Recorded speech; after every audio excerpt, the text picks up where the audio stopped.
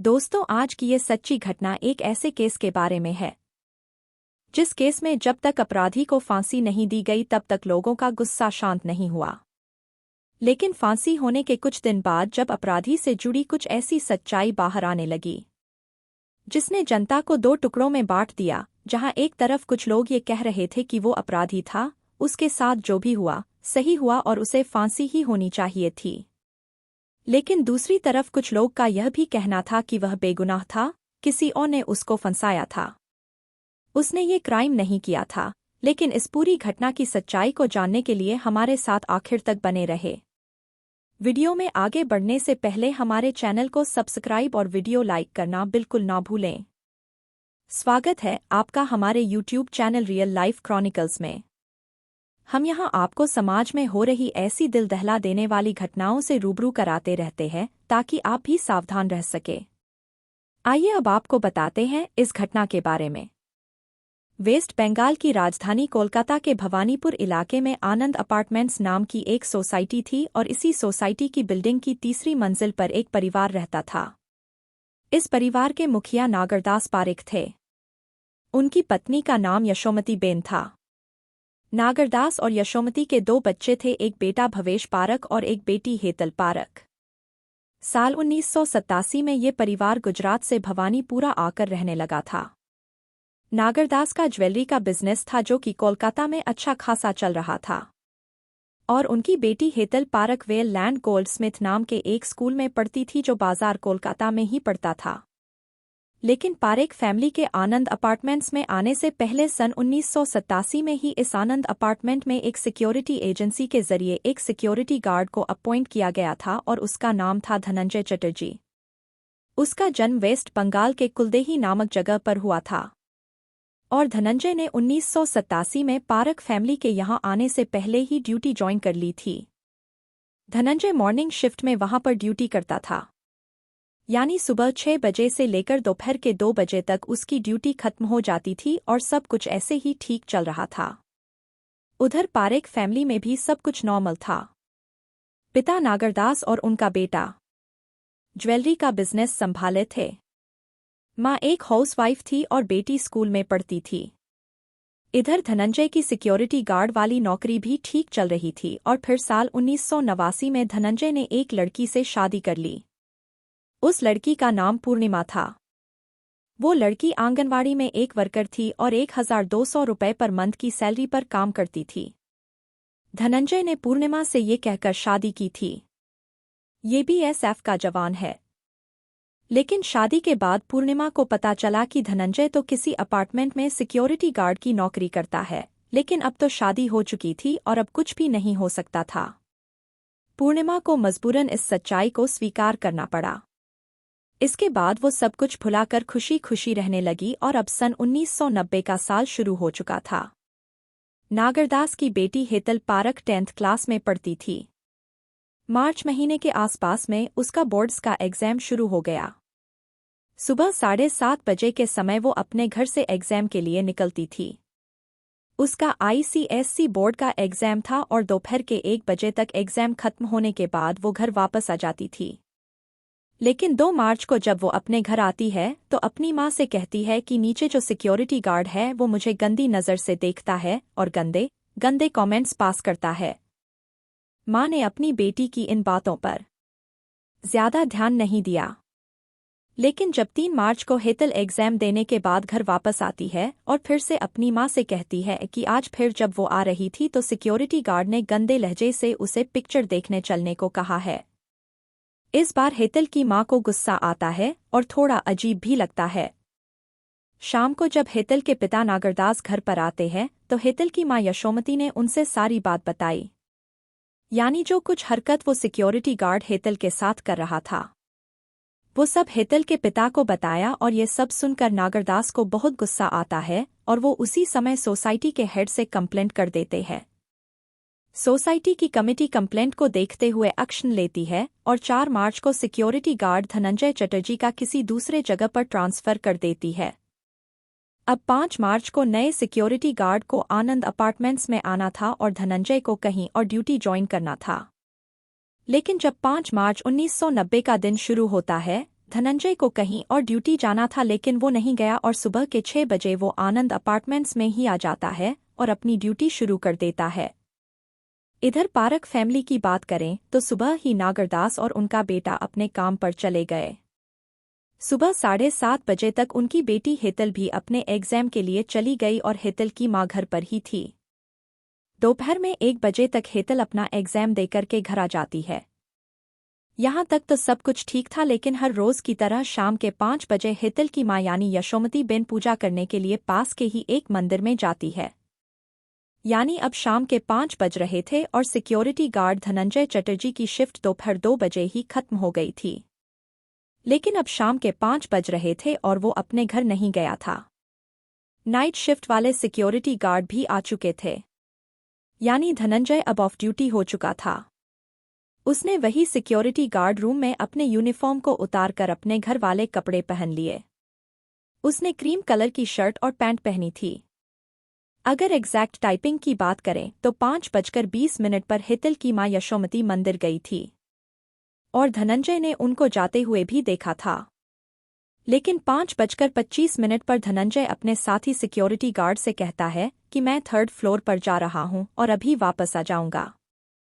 Night shift वाले guard ने 3rd floor पर जाने का कारण पूछा तो धनंजय ने कहा कि मुझे सिक्योरिटी एजेंसी के मालिक से बात करनी है। उनको बताना है कि मैं जल्द ही नई जगह पर ड्यूटी ज्वाइन कर लूंगा। इसके बाद धनंजय लिफ्ट से 3rd फ्लोर पर चला जाता है और हेतल पारेख का घर भी इसी 3rd फ्लोर पर ही था क्योंकि ये सन 1990 की घटना है और उन दिनों हर किसी के पास टेलीफोन नहीं हुआ करता था। लेकिन हेतल पारेख के घर पर एक टेलीफोन था तो 5:25 पर धनंजय लिफ्ट से 3rd फ्लोर पर जाता है। लेकिन वो जिस सिक्योरिटी एजेंसी के लिए काम करता था तभी उसके मैनेजर आनंद अपार्टमेंट आ जाते हैं। वो नाइट शिफ्ट वाले गार्ड से पूछते हैं कि क्या आज मॉर्निंग शिफ्ट में नए गार्ड ने रिपोर्ट किया था। नाइट शिफ्ट वाले गार्ड ने बताया कि नहीं सर, वो तो नहीं आए थे, अभी तक तो धनंजय ही ड्यूटी कर रहा है। मैनेजर उससे पूछते हैं कि धनंजय कहाँ पर है। गार्ड कहता है वो तो 3rd फ्लोर पर कुछ काम करने के लिए गया है, अभी थोड़ी देर में आ जाएगा। मैनेजर उसको बुलवाने के लिए कहते हैं। फिर गार्ड बिल्डिंग के बाहर आता है और नीचे से धनंजय को आवाज लगाता है तो धनंजय 3rd फ्लोर की एक खिड़की से चिल्लाकर कहता है कि ठीक है, मैं नीचे आ रहा हूं और धनंजय 5:45 पर लिफ्ट से नीचे आता है। मैनेजर उसको अपने पास बुलाते हैं और उसके कंधे पर हाथ रखकर बाहर जाते हुए उससे कहते हैं। मैनेजर धनंजय से पूछते हैं कि तुमको तो कहीं और रिपोर्ट करना था, तुम वहां क्यों नहीं गए। धनंजय कहता है कि कुछ निजी कारणों के चलते मैं वहां नहीं जा पाया, लेकिन आप चिंता मत करिए, मैं कुछ ही दिनों में ड्यूटी ज्वाइन कर लूंगा। उनके बीच थोड़ी और बातचीत होती है। फिर मैनेजर वहां से चले जाते हैं और 5:50 के आसपास हेतल पारेख की मां मंदिर से अपने घर आनंद अपार्टमेंट आती है। वो लिफ्ट से 3rd फ्लोर पर जाती है और अपने अपार्टमेंट की डोर बेल बजाती है। इसके बाद वो थोड़ा इंतजार करती है लेकिन दरवाज़ा नहीं खुलता। जब कई बार के बाद भी दरवाज़ा नहीं खुला तो वो दरवाजे को जोर जोर से पीटने लगती है, लेकिन फिर भी अंदर से कोई भी रिस्पांस नहीं मिला तो फिर हेतल की मां दरवाजे को खोलने की कोशिश करती है लेकिन दरवाज़ा तो अंदर से लॉक था। वो अपनी बेटी को जोर जोर से आवाज़ लगाती है। आवाज़ सुनकर पड़ोस के कुछ लोग और उनके घर के सर्वेंट भी इकट्ठा हो जाते हैं। सभी लोग मिलकर दरवाजे को तोड़ने की कोशिश करते हैं और थोड़ी ही देर में दरवाज़ा टूट जाता है और हेतल की मां घर के अंदर जाती है। साथ में कुछ पड़ोसी भी अंदर चले जाते हैं। घर के अंदर सारा सामान बिखरा हुआ था। फिर मां अपनी बेटी के रूम में जाती है लेकिन अंदर जाते ही उनकी चीख निकल गई क्योंकि अंदर हेतल पारेख लहूलुहान पड़ी थी। शरीर पर चोट के निशान थे, कपड़े फटे हुए थे। हेतल की मां ने तुरंत अपने पति नागरदास को टेलीफोन के जरिए कॉल करके हेतल के बारे में बताया। नागरदास और हेतल के भाई तुरंत अपने घर पर आते हैं और धीरे धीरे ये खबर पूरी बिल्डिंग में फैल गई और हेतल के घर में लोगों का आना जाना शुरू हो गया। रात के 9 बजे पुलिस को फोन करके बुलाया गया। पुलिस आनंद अपार्टमेंट में आती है और बॉडी को पोस्टमार्टम के लिए भेज दिया जाता है। इसके बाद पुलिस घर की छानबीन शुरू करती है। छानबीन के दौरान क्रीम कलर का एक बटन मिलता है जो किसी शर्ट का लगता था और एक गले की चैन मिलती है।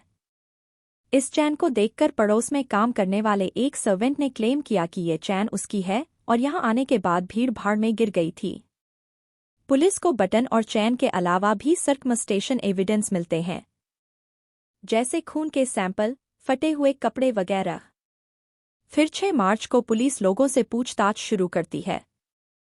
हेतल के पिता कहते हैं कि मेरी बेटी को धनंजय नाम का एक सिक्योरिटी गार्ड परेशान करता था और मैंने उसके खिलाफ सोसाइटी में कंप्लेंट भी दर्ज कराई थी, जिसके बाद उसका ट्रांसफर हो गया था। 5 मार्च को उसको दूसरी जगह पर ड्यूटी ज्वाइन करनी थी लेकिन वो नहीं गया और वो यहीं पर रुका रहा। मुझे शक है कि इस घटना के पीछे उसका ही हाथ होगा और पुलिस की एक टीम धनंजय को ढूंढना शुरू कर देती है। बिल्डिंग के आसपास में देखा जाता है लेकिन वो कहीं नहीं मिलता और जब हेतल की मां से पूछताछ की जाती है तो हेतल की मां ने भी वही बताया जो उसके पिता ने बताया था। साथ में उन्होंने ये भी कहा कि जब मैं कल शाम को मंदिर से वापस घर आई तो लिफ्टमैन ने मुझे बताया था कि उसने धनंजय को मेरे अपार्टमेंट की तरफ जाते हुए देखा था। हेतल की मां ने ये भी बताया कि उनके घर से घड़ी भी गायब हुई है। शायद धनंजय ने घर से निकलते समय उस घड़ी को चुरा लिया होगा, लेकिन जब लिफ्टमैन से पूछताछ की जाती है तो वो कहता है कि मैंने कल शाम को 5:45 पर धनंजय को हेतल के अपार्टमेंट में नहीं, उसको लिफ्ट से नीचे आते वक्त देखा था। पुलिस पूछती है कि वो कितने बजे ऊपर गया था तो लिफ्टमैन कहता है कि मैंने उसको ऊपर जाते समय नहीं देखा था, उस समय मैं वॉशरूम में चला गया था। यहाँ गौर करने वाली बात यह है कि हेतल की मां ने पुलिस को अपने बयान में बताया था कि उनसे लिफ्टमैन ने कहा था कि धनंजय को उसने उनके अपार्टमेंट में जाते हुए देखा था, लेकिन यहाँ तो पुलिस को लिफ्टमैन खुद बोल रहा है कि धनंजय जब 3rd फ्लोर पर आया था तो ये वॉशरूम में चला गया था। इसका मतलब है कि हेतल की मां झूठ बोल रही थी। अब पुलिस नाइट शिफ्ट वाले सिक्योरिटी गार्ड से पूछताछ करती है। उस गार्ड ने बताया कि 5:25 पर धनंजय 3rd फ्लोर पर गया था। उसी समय हमारे सिक्योरिटी एजेंसी के मैनेजर यहाँ पर आ गए तो मैंने धनंजय को ऊपर से नीचे आने के लिए आवाज़ लगाई थी। उस समय करीब 5:45 हो रहे थे और धनंजय तुरंत नीचे आ गया था। अब सिक्योरिटी गार्ड के उस मैनेजर को आनंद अपार्टमेंट में बुलाया जाता है और उनसे पूछताछ की जाती है।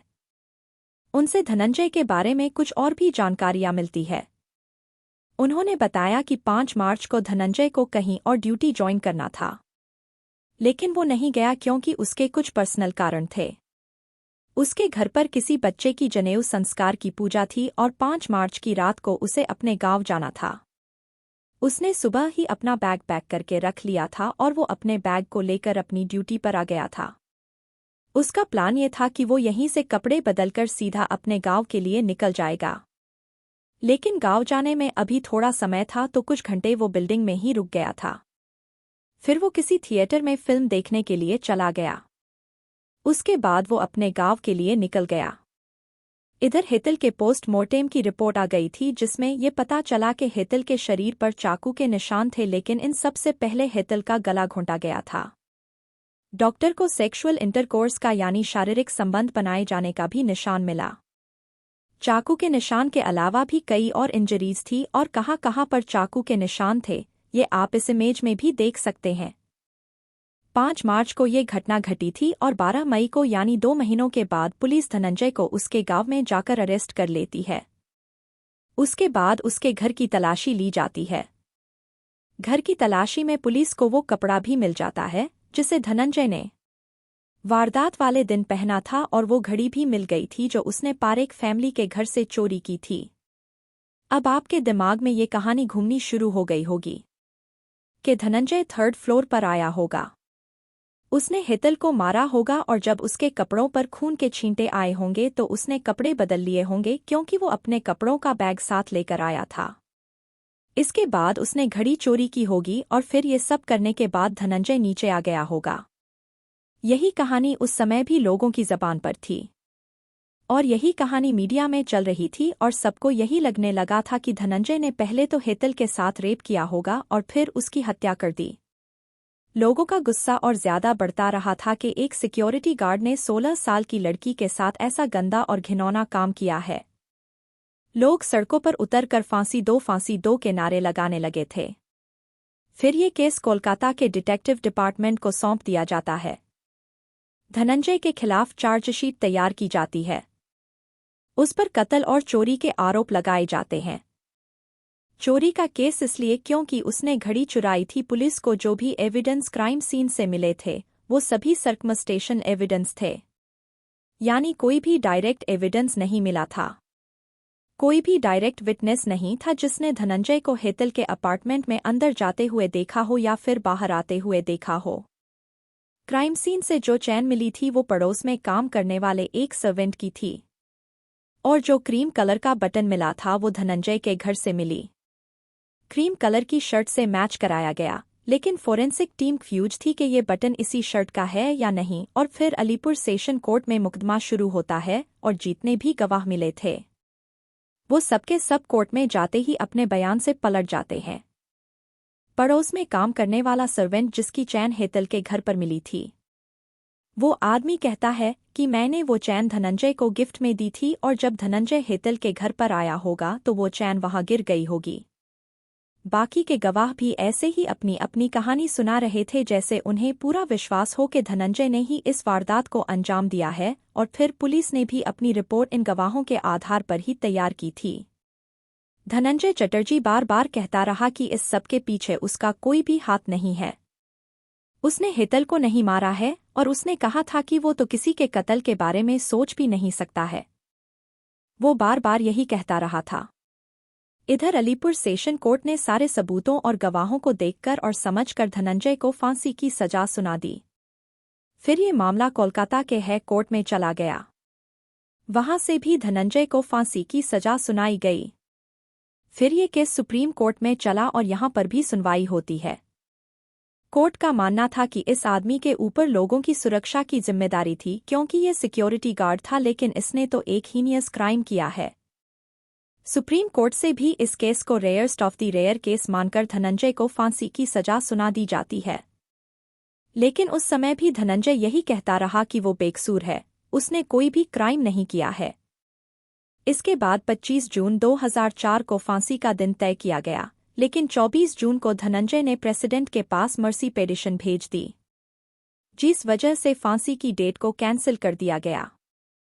लेकिन कुछ ही दिनों में प्रेसिडेंट ने धनंजय की मर्सी पिटीशन को रिजेक्ट कर दिया। ये तो जाहिर सी बात थी कि जिस आदमी ने 16 साल की बच्ची के साथ ऐसी हरकत की है, उसको माफी कैसे मिल सकती थी। मर्सी पिटीशन रिजेक्ट होने के बाद फांसी की तारीख, टाइम और जगह ये सब तय किया गया, और वो था 15 अगस्त सन 2004 सुबह के 4:30 बजे अलीपुर सेंट्रल जेल। लेकिन जब धनंजय की फांसी की खबर बाहर आने के बाद धनंजय के फेवर में ह्यूमन राइट्स के लोग प्रोटेस्ट करने लगे कि किसी भी इंसान के पास किसी को मारने का कोई भी अधिकार नहीं है। अब धनंजय के लिए भी बहुत सारे लोग प्रोटेस्ट करने लगे थे, लेकिन इन सभी प्रोटेस्ट का किसी पर कोई भी असर नहीं हुआ। और जब 15 अगस्त 2004 की सुबह 4 बजे के आसपास धनंजय को जेल स्टाफ वाले उठाते हैं, उसे नहलाया जाता है। धनंजय के लिए नए कपड़े भी लाए गए थे, नहलाकर उसे नए कपड़े दिए गए थे। उसके बाद पुलिस वाले धनंजय को फांसी वाली जगह पर लेकर जाते हैं, और जाते हुए धनंजय एक पुलिस वाले से ये पूछता है, क्या मेरे मरने के बाद भी ये इन्वेस्टिगेशन चलती रहेंगी और क्या असली कातिल पकड़ा जाएगा? लेकिन पुलिस वाला उसे कुछ भी जवाब नहीं देता। अब ये लोग धनंजय को लेकर फांसी वाले कमरे में पहुंचते हैं और सारी औपचारिकताओं को पूरा किया गया। वहां पर डॉक्टर्स भी मौजूद थे, और फिर धनंजय को नाता मलिक जल्लाद को सौंप दिया गया। धनंजय को फांसी देने की तैयारी हो चुकी थी। धनंजय अपने आखिरी समय में भगवान से प्रार्थना करता है कि इसका घर और परिवार सब सुखी रहे और स्वस्थ रहें। और धनंजय ने वहां खड़े लोगों से ये भी कहा था कि मैं गुनहगार नहीं हूं और मैंने कत्ल नहीं किया है, मुझे तो फंसाया गया है। मैं एक गरीब इंसान हूं, तो मेरी बात कौन सुनेगा? इसके बाद 4:30 बजे अलीपुर सेंट्रल जेल में धनंजय को फांसी दे दी गई।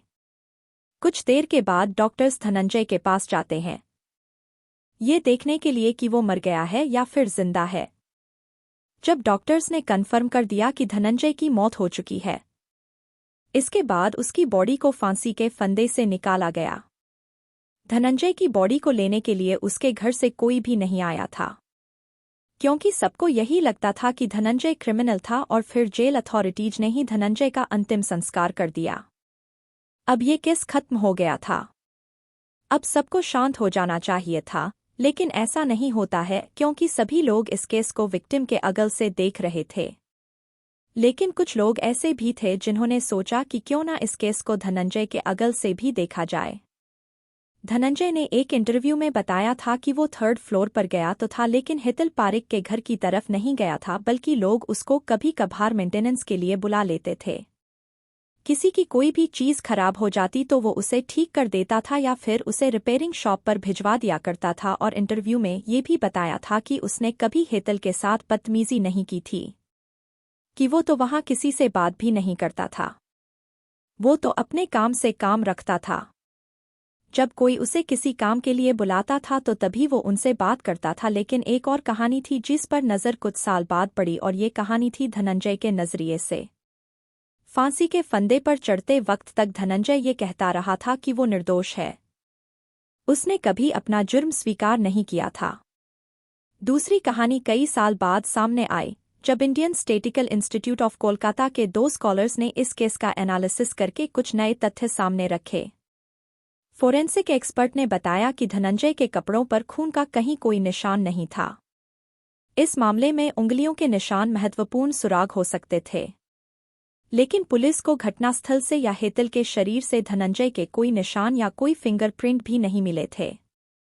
हितल के शरीर पर चाकू के 21 निशान थे, लेकिन वो चाकू भी कभी कोर्ट में पेश नहीं किया गया। और अगर बात करते हैं गवाहों की, तो पहला गवाह एक दूसरा गार्ड था जिसने दावा किया था कि 5:45 पर उसने धनंजय को आवाज़ दी थी और उसने वहां से नीचे झांक के देखा था। एक और व्यक्ति था, एक लिफ्टमैन, जिसने पहले इस बात पर हामी भरी थी, लेकिन बाद में वो अपने बयान से पलटा। उसने बताया कि उसने धनंजय को 5:45 पर नीचे आते देखा था, लेकिन ऊपर जाते हुए नहीं देखा। दोनों गवाहों की बातें आपस में मेल नहीं खा रही थी। दूसरा गार्ड कह रहा था कि जब उसने धनंजय को आवाज़ दी तो उसने तीसरे माले से नीचे देखा था, जबकि हर माले पर लोहे की ग्रिल लगी हुई थी, यानी फंस थी। यानी अगर वहां से कोई नीचे जाके तो नीचे वाला आदमी उसे देख नहीं सकता था। हितल की मां और सिक्योरिटी गार्ड के अनुसार हितल की मां 5:20 पर मंदिर के लिए निकली थी, जबकि लिफ्टमैन ने बताया कि तब समय 4:10 हो रहा था, और ये कि जब गवाहों के अनुसार धनंजय 5:25 पर बिल्डिंग में हितल वाले फ्लोर पर गया और 5:45 पर बाहर भी आ गया। यानी इस पूरे कांड को अंजाम देने के लिए धनंजय के पास सिर्फ 20 मिनट थे, और इस बीच उसने अपना नाम पुकारा जाने पर बाहर निकलकर नीचे झांककर जवाब भी दिया था। और धनंजय के घर से बरामद हुई घड़ी को लेकर भी कई सवाल उठाए गए, क्योंकि उस दिन अपार्टमेंट में और कई चीजें थी, लेकिन सिर्फ घड़ी ही गायब हुई। और जांच में चोरी हुई घड़ी और धनंजय के पास से बरामद हुई घड़ी के सीरियल नंबर भी मैच नहीं हुए थे। और फॉरेंसिक एविडेंस के अनुसार हितल के अंडरगारमेंट्स में वीर के निशान पाए गए, लेकिन कोई भी डीएनए टेस्ट नहीं करवाया गया। घटनास्थल से मिले खून के निशान भी धनंजय के खून से मैच नहीं करते थे। पोस्टमार्टम रिपोर्ट में सेक्सुअल इंटरकोर्स की बात थी, लेकिन रेप किए जाने या जबरदस्ती की कोई बात मेंशन नहीं थी। एक सवाल ये भी था कि अगर हितल ने धनंजय द्वारा छेड़े जाने की शिकायत की थी, तो हितल ने उसे अंदर क्यों घुसने दिया? जब हितल की मां घर पहुंचती है तो दरवाजा अंदर से बंद था। बाहर निकलकर धनंजय दरवाजा अंदर से कैसे बंद कर सकता था? और हितल तो मर चुकी थी, उसने दरवाजा कैसे लगाया होगा? एक बात ये भी पता चली थी कि जिस गार्ड ने धनंजय के खिलाफ गवाही दी थी, धनंजय ने खुद उसके खिलाफ अपने सुपरवाइजर से कंप्लेंट की हुई थी।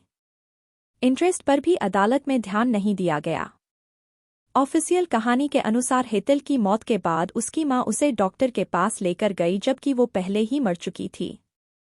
पुलिस को इसके बारे में 3 घंटे बाद क्यों बताया गया? सुनवाई के बाद हितल की मां ने शहर क्यों छोड़ दिया, और कई बार वो ट्रायल में भी नहीं आई, और फिर जल्दी ही हितल के पिता और भाई ने भी शहर छोड़ दिया। धनंजय के खिलाफ जिस शिकायत की बात की गई थी, उसकी कॉपी कभी कोर्ट में पेश नहीं हुई। सबूतों की जिस लिस्ट को अदालत में पेश किया गया, उस पर किसी चाय वाले के हस्ताक्षर थे। इन सब दलीलों को सुनकर भी कुछ लोग धनंजय को मिली फांसी की सजा से सहमत हो सकते हैं, जो गलत नहीं है। बिल्कुल संभव है कि इस मामले में दोषी धनंजय था, लेकिन एक बात समझना जरूरी है, और वो बात यह है कि न्याय इंसान का बनाया हुआ कॉन्सेप्ट है, यानी कुछ गलत हो तो उसकी सजा मिलनी चाहिए, लेकिन झूठ भी इंसान का बनाया कॉन्सेप्ट है। इसलिए किसी के कह देने भर से कोई दोषी नहीं होता। इसलिए सजा देने और न्याय दिलाने के लिए कानून बनाया गया है, जिसका पालन अगर सावधानी से ना किया जाए तो किसी गुनहगार को छूट मिल सकती है और किसी बेगुनाह को फांसी। क्योंकि कानून इंसानी सिस्टम है, इसलिए गलतियां होना लाजमी है, क्योंकि इंसान का बनाया है, परफेक्ट नहीं हो सकता। और यही समझकर नीति निर्माताओं ने कानून में इस बात का भी ध्यान रखा। इसलिए कानून का मूल भाव ये माना गया कि गलती से गुनहगार छोड़े जाएं तो ये फिर भी स्वीकार्य होगा, लेकिन गलती से किसी बेगुनाह को सजा हो जाए, ये कतई स्वीकार्य नहीं। और फांसी के केस में तो ये सिद्धांत और भी जरूरी हो जाता है, क्योंकि आम सजा में गलती हो जाने पर व्यक्ति को रिहाई या हर्जाना मिल सकता है, लेकिन फांसी में ये मुमकिन नहीं, क्योंकि फिर आप उसे वापस नहीं कर सकते। इसीलिए फांसी की सजा देते समय ये ध्यान देना बहुत जरूरी होता है मामला रेयरेस्ट ऑफ द रेयर हो। साथ ही ये तय करना भी जरूरी है कि केस किसी भी रीजनेबल डाउट से परे हो। कोई भी लॉजिक का सवाल बाकी ना रहे कि जिस व्यक्ति पर आरोप लगाया गया है, जिस पर दोष साबित होना है, उसी ने ये किया होगा। लॉजिक फॉलो होना चाहिए। बाकी धनंजय का केस किसी भी संदेह से परे था या नहीं, ये आप स्वयं तय कर सकते हैं। इस पूरी घटना के बारे में आपकी क्या राय है, कमेंट बॉक्स में जरूर बताएं। और अगर हमारी मेहनत पसंद आई हो तो इस वीडियो को लाइक करते हुए शेयर भी करें। अगर आपने अब तक चैनल को सब्सक्राइब नहीं किया है तो हमारे चैनल को सब्सक्राइब कर लीजिए। धन्यवाद।